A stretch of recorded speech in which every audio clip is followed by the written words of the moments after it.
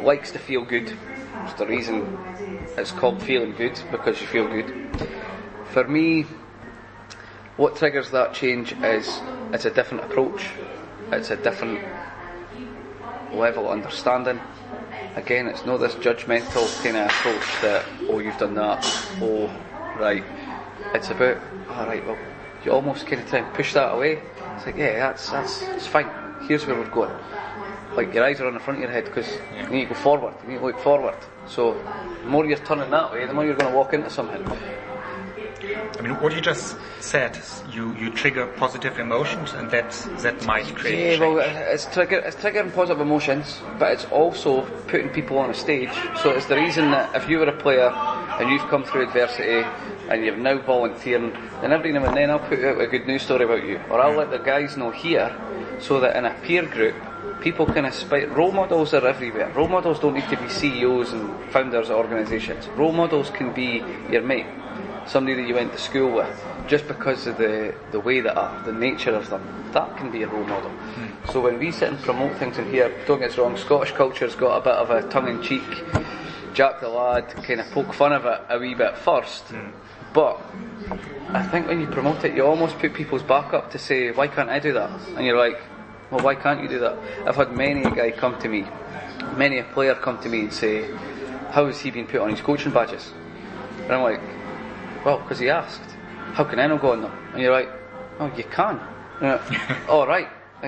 Well, you didn't need to come and you can ask. So again, it's because people are used to being treated less. People are used to not getting these resources or these opportunities.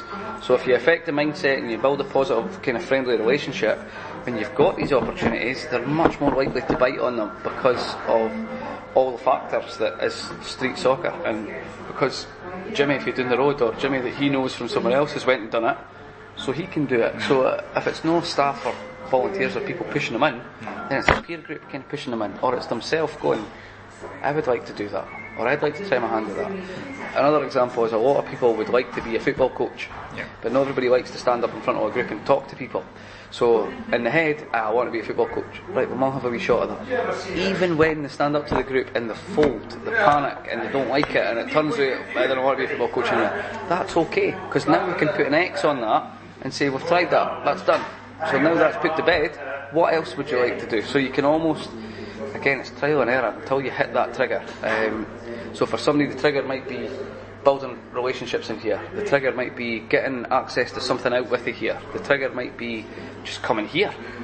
So it's a difficult field because there's that many interchangeable things and variables. But yeah, the trigger being, I think generally it's because it's laid back, there's no pressure, it's football, it's fun based, we're kind of remove elements of competition as well within the drop-in. So for example, people ask, what's the score? I didn't tell them the score, or I didn't keep score, because it doesn't matter. I didn't want somebody to get beat 3-0 and somebody being, we beat you 3-0, because that's a fine line between banter and insult, and you don't want to be crossing the insult line, because then people start getting offended. So yeah, banter's good if it's appropriate. No, I very like what you just said in the last 2 minutes. Was really good.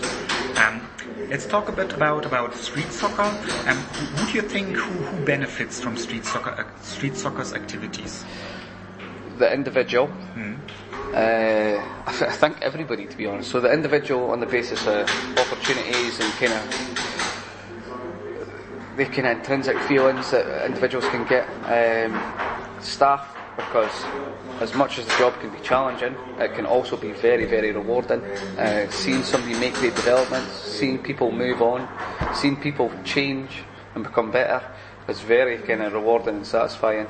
But I think also communities, because when we change the mindset, when we affect individuals like that and put them on a more positive path, then we improve communities, societies, because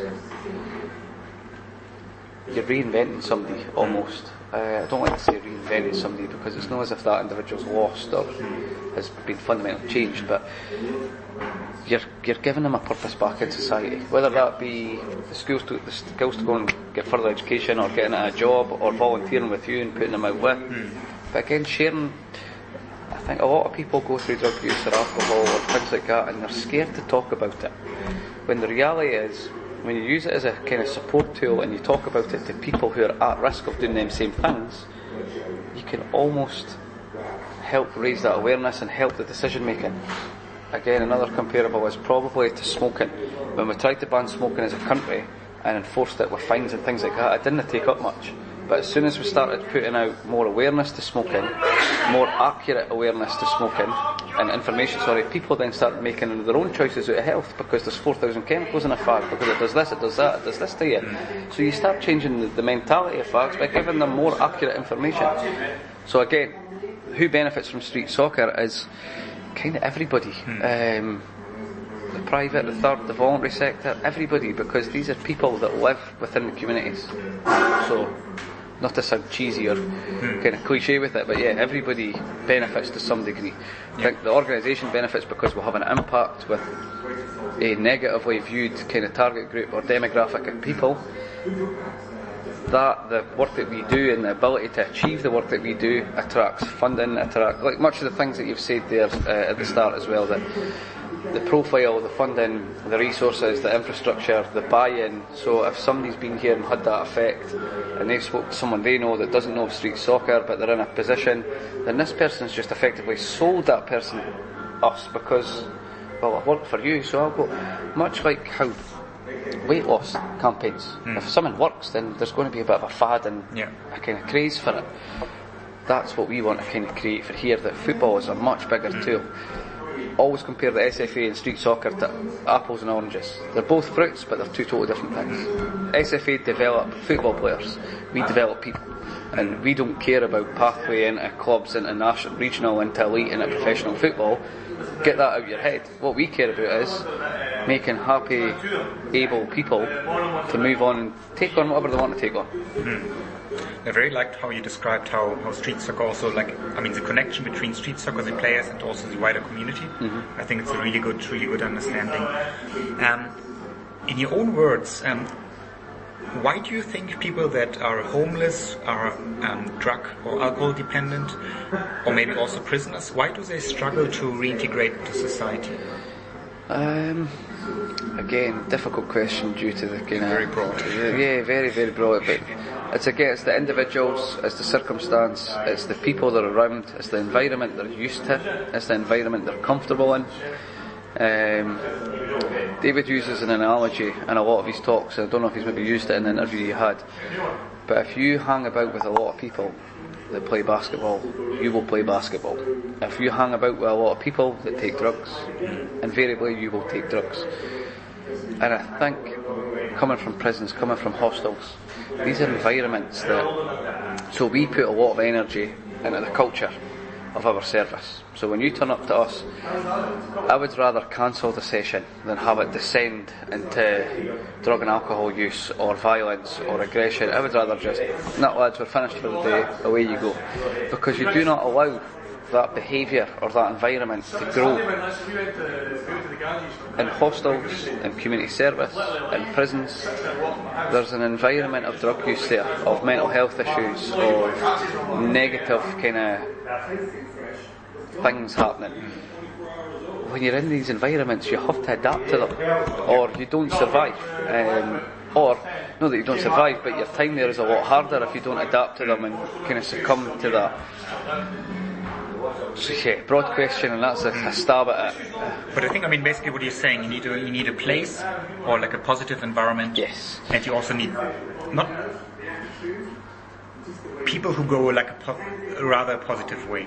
Yeah. And I think that makes a big difference. I think so. We had, just to give one example, I had recently just moved one of our volunteers into a job with Shelter Scotland. So he was heroin use for 10 or 11 years.